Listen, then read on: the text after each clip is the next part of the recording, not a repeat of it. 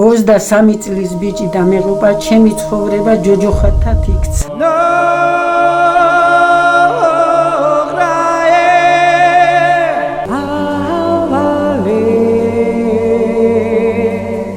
როდესაც დედა შვილი უკვდება, დედის გულიც მასთან ერთად კვდება. უბრალოდ იმ იმედით განაგრძობს ფეთქვას, რომ ერთ დღესაც სასუფეველში თავის შვილს ისევ ჩაიკრავს გულში და ამჯერად უკვე სამარადისოდ. კაცობრიობას ჯერ ვერ გამოუგონებია ის სიტყვა, რომელიც ზუსტად აღწერს შვილმკვდარი დედის ტკივილს. ეს მზია ბებუა, ქალი, რომელსაც ჯერ 23 წლის ვაჟკაცი დაეღუპა მენინგიტით, ხოლო შემდეგ შვილი. მერე კი მეორე შვილიშვილიც წაართვა ვერაგმა სიკვდილმა. თითქოს ვიღაცამ დაწყევლა პარუნაშვილების ოჯახი. ქალს სწორ ნაწლავზე სიმსივნე აღმოაჩნდა. აი ასე აქვს ნაწლავი გარეთ გამოსული. საშინელი ტკივილებით იტანჯება მოხუცი ბებო.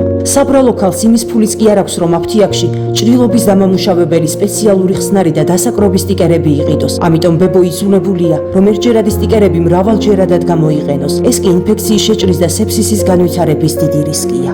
მე რიდება, რომ დახმარებას ვთხოვთ კეთილო ადამიანები.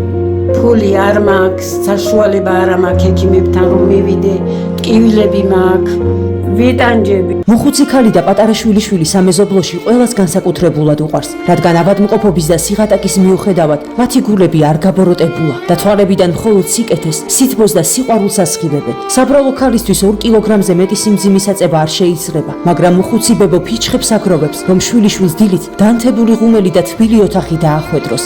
იაკობი ცდილობს ისევე იმუშავოს, როგორც ზრდასრულმა ადამიანმა. ჭურჭელსაც რეცხავს და მაკარონსაც ხრაკავს, ხოლო როცა სახლში მხოლოდ 300 გრამი მაკარონია, ბავშვი ბებოს ატყუებს, რომ მას არ შეა.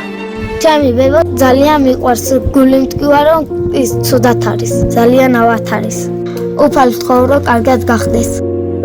გადარიცხეთ ნებისმიერი თანხა ჩერნოვეცკის ფონდის ოფიციალური საიტის მეშვეობით.